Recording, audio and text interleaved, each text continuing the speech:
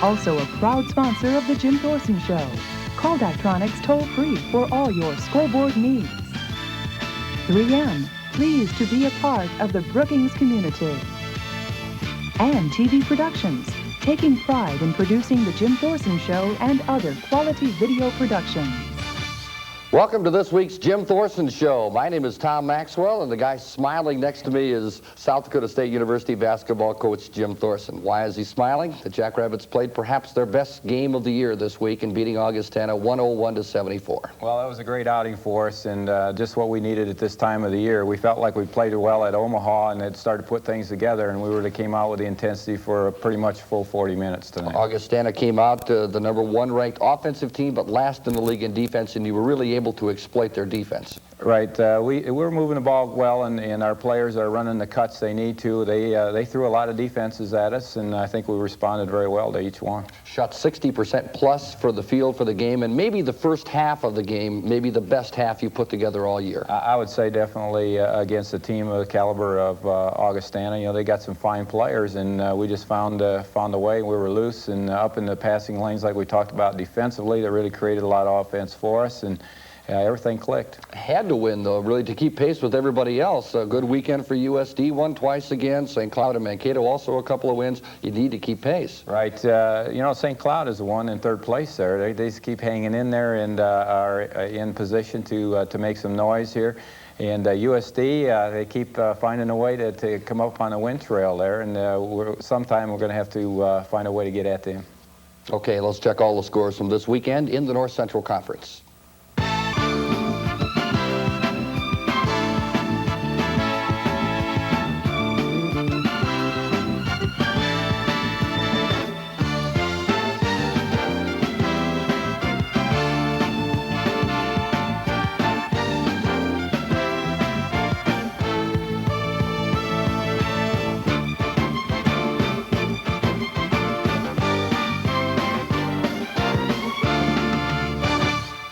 The Jackrabbits continue in second place in the North Central Conference in the standings this week. As we've talked about already, the University of South Dakota continues to find ways to win, won by 2 points, close to the buzzer again this week. They're on top of the conference, Jim, but they've got a rough week coming up, don't they?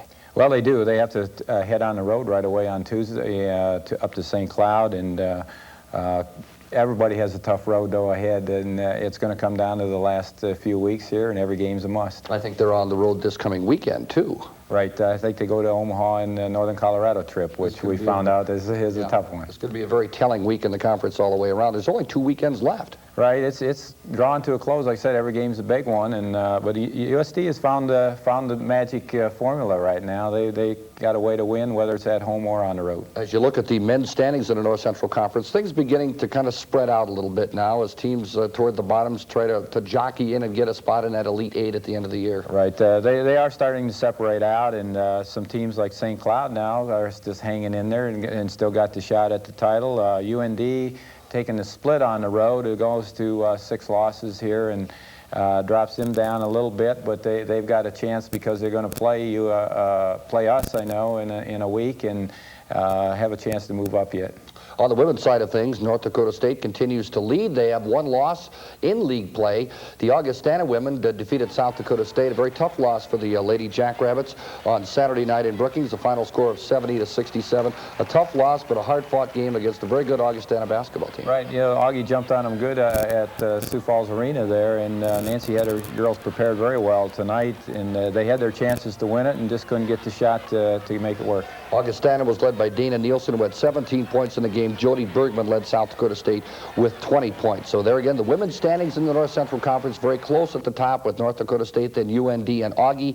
UNO and South Dakota State jockeying in there for 4th place. All right, well, Nancy's still in that contention for a region bid, and that's very important. And I know she'll be have the girls prepared and ready to go here and get that job done. Coming up next, we'll have highlights of South Dakota State and Augustana from Frost Arena next as the Jim Thorson Show continues.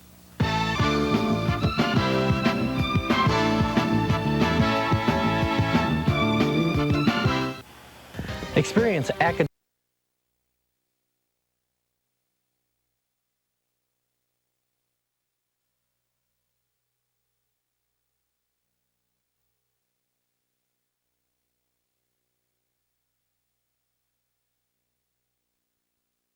this Saturday night in Brookings. Nothing could be swiner.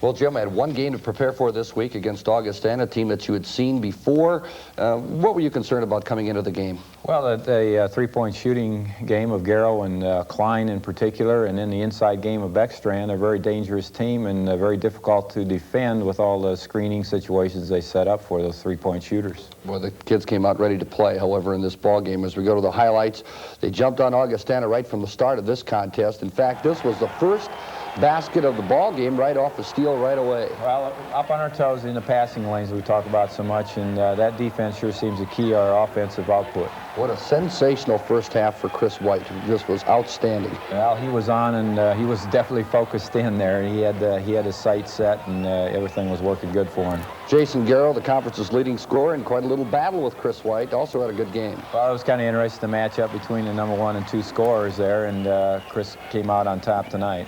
And again, driving inside, and the miss, and Mike Boyk with the rebound, who came in to score there on that one.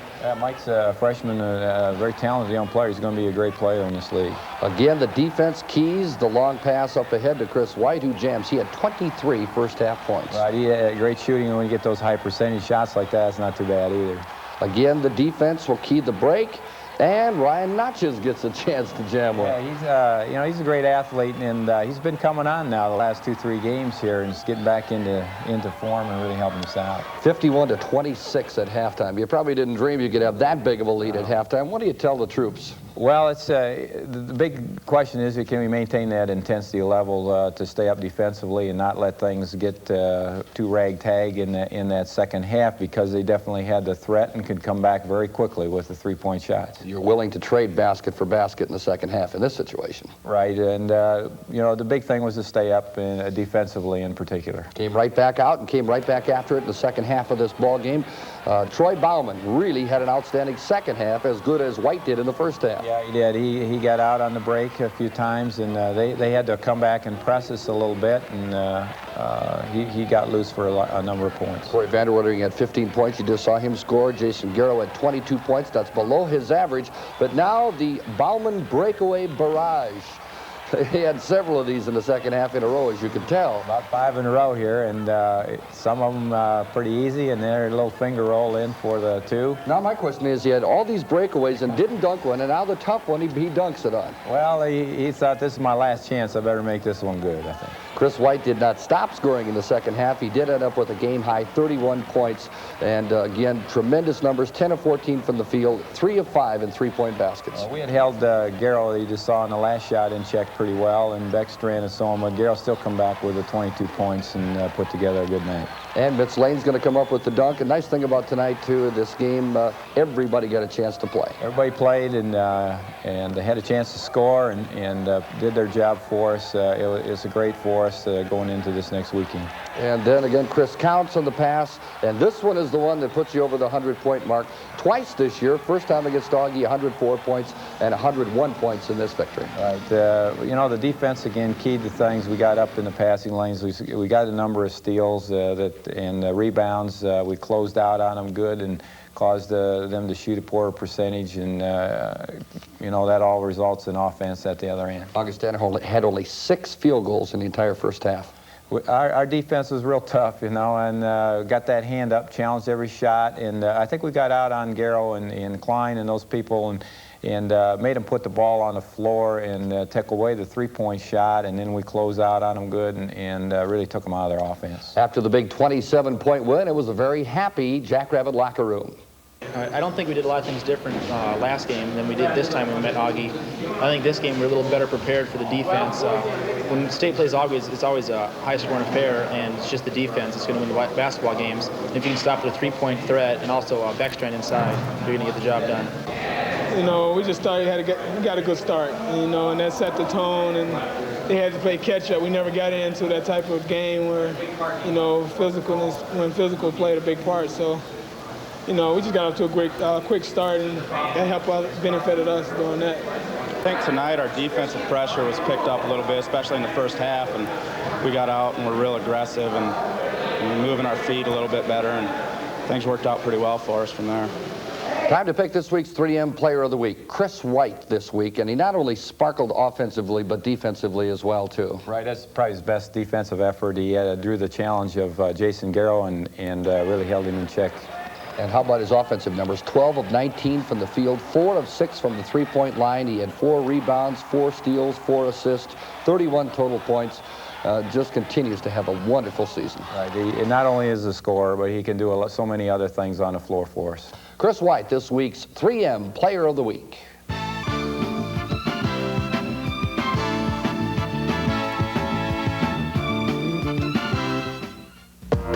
No matter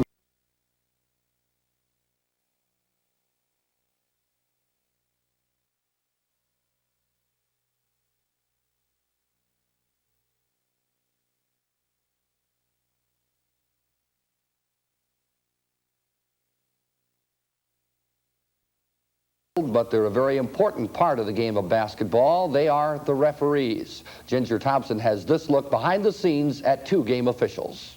Officiating for the NCC can often be rougher than the actual game. Many days begin at 6:30 a.m. and end at 3 the next morning. Women's basketball official Bob Trammell says it's not the glamorous position that the public tends to believe it is. While you're on the court for those 2 hours, it's tremendous. It's a tremendous high. But it's a great deal of frustration. I understand that it's a very tiring and very demanding job, especially the travel. Men's basketball official Mike Spanier agrees that travel is probably the most difficult aspect of the job. Travel is brutal at times. Snow, ice, rain, sometimes leaving the St. Cloud area and driving to Grand Forks or Sioux Falls or Brookings. The weather can change 2 or 3 times. You can hit snow and you can hit ice and sleet, and that's a factor. So you have to remain close to the radio. So why do they do it? Trammell, who is an administrator for the city of St. Paul, began officiating nearly 2 decades ago. He says he has strong feelings about seeing women athletes excel. In the last 10 years, we've seen tremendous change in women's basketball. Women's game in the last few years has gotten very physical and sometimes very rough. Spanier is a middle school principal in Sartell, Minnesota, who has been officiating for 15 years. He likes the game and says that the NCC is the best Division II conference. So I'm really impressed from top to bottom with the caliber of play in the North Central. I think each night that the North Central Conference plays, you never know who's going to win, and I think that's an indication of superior coaching and the type of players that we have in the North Central. Trammell also enjoys the intensity of this conference. I try to explain to them that in the North Central Conference, you could draw anywhere from 6,000 to 10,000 fans on any given night, and the top team and the bottom team, when they meet on the court, it makes no difference what the records were. It can be a 1 or a 2-point game. NCC Commissioner Noel Olson is responsible for hiring the officials and assigning them to games. Olson bases his decisions on a rating system, observations, and limited input from the coaches. The NCC ensures that officials are well prepared. I think the fans aren't aware of that they spend a lot of time at the blackboard going over exactly what they're going to do on the floor. Officials spend time discussing proper mechanics and points of emphasis before each game. Sometimes we'll take a look at, if we've had the teams previously in the style of ball, we may talk about that. We obviously don't go into a game with many preconceived notions about what's going to happen, but we certainly will discuss if they've worked for a team, the team's been physical. We might, talk about that, how we're going to handle post play. With cheers quickly turning to jeers and coaches yelling from the benches, one might think that maintaining concentration would be impossible. But officials learn to focus their attention to specific areas. I try to make sure that I'm looking off the ball. If my coverage is not on the ball, I want to make sure that there isn't anything illegal happening away from the ball. I try to maintain my focus on what I'm hired to do, and that's to officiate the game. However, if a coach asks me at an appropriate time for an explanation, I certainly do that. Both Spanier and Trammell are committed to their work as officials and are fortunate that their careers allow flexible hours to maintain a rigid schedule of traveling. Olson believes this commitment is intrinsic to all of the NCC officials and that they are among the best in the nation. This is Ginger Thompson reporting for The Jim Thorson Show. Hi, I'm Brad Cruz. And I'm Glenn Elton. Up next are player interviews with Shannon Dana and Roger Campbell. Stay tuned on the Jim Thorson Show. The SDSU Foundation has been serving South Dakota State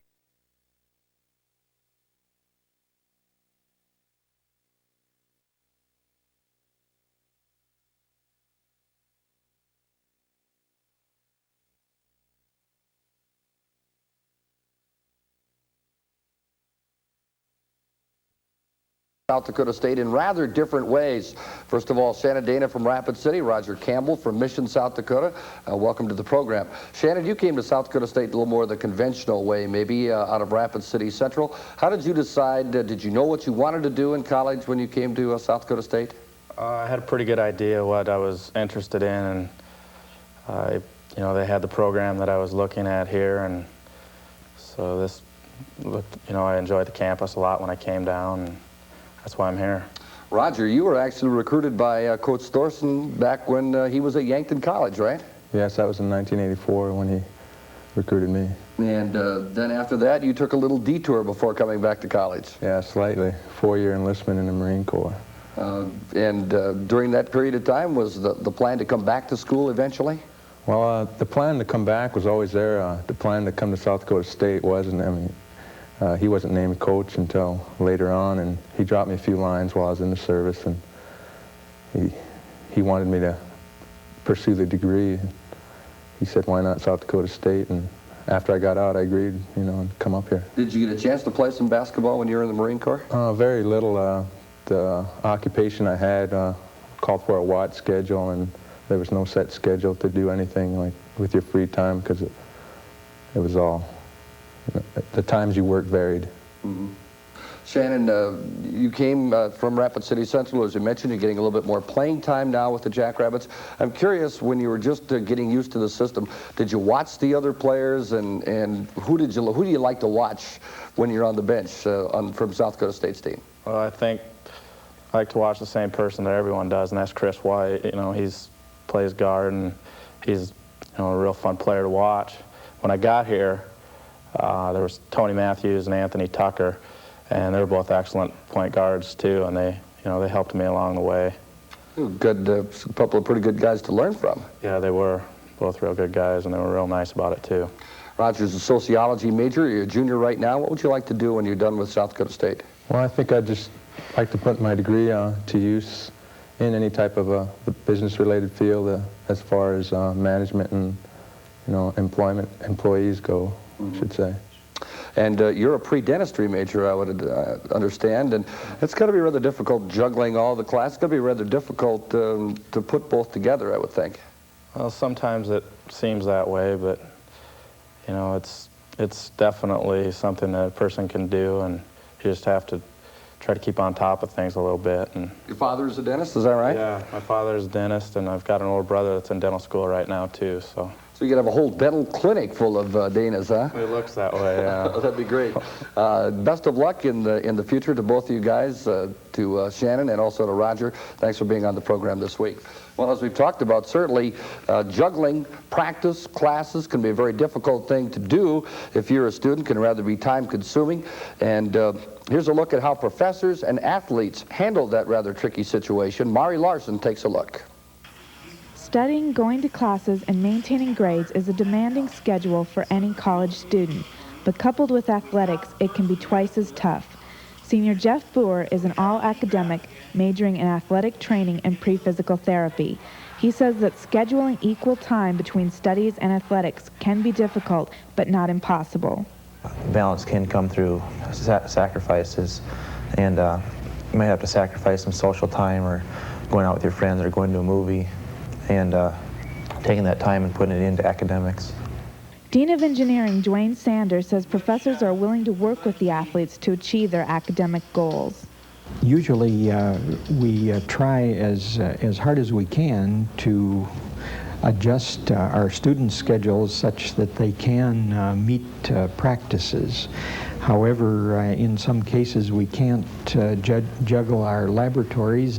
Economics professor Pat Lyons says professors often meet with prospective student athletes before they enroll to discuss academics.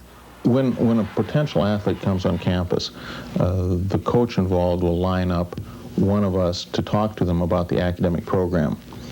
We want to talk to them about what the class requirements are, about what type of a program we have, and we always talk about the post-graduation employment opportunities.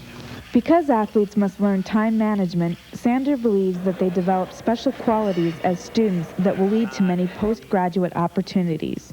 In addition, the training they get in the athletic events and practice associated with being aggressive and taking a win very graciously, as well as being able to handle setbacks, which might be a loss.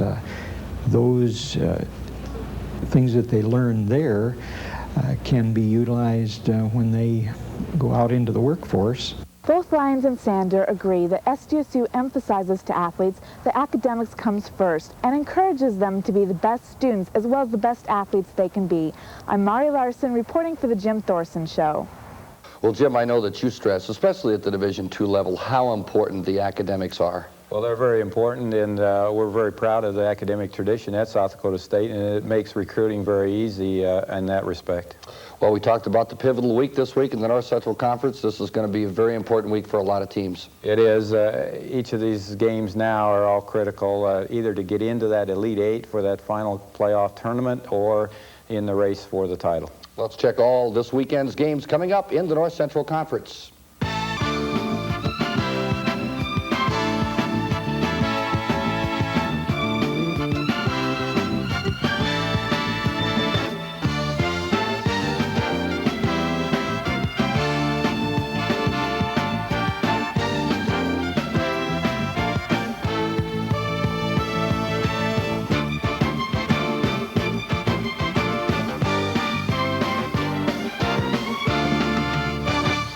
We talk about what an important week it's going to be before this program airs again. You will play 3 more games, beginning with a weekend tandem Friday, Saturday night against Mankato and St. Cloud. Yeah, Mankato playing very well, and then St. Cloud hanging in there in 3rd place, and surprising some people, I think, but have a very fine team. Well, and speaking of being in the thick of the race, the University of North Dakota will be here on Tuesday.